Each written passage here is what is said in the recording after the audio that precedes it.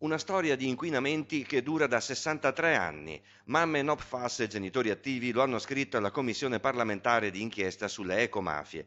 Il presidente è il deputato Stefano Vignaroli e uno dei due vice è il collega veneziano Andrea Ferrazzi.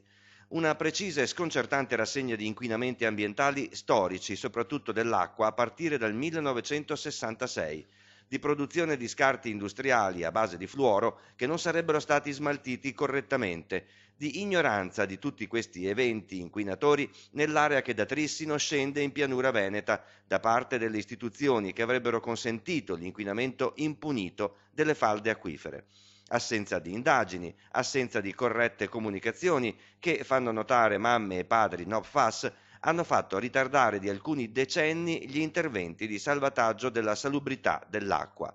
Acqua che più passa il tempo più risulta inquinata, tossica, cancerogena, anche a distanza di chilometri. Come possiamo noi oggi fidarci delle istituzioni, concludono i genitori no PFAS nella lettera ai parlamentari della Commissione Ecomafie? Ecco un estratto dall'ultimo video appello ai presidenti di regione. Da sempre abbiamo bevuto acqua di rubinetto perché i gestori locali ce l'hanno pubblicizzata e consigliata come la più buona, controllata e sicura.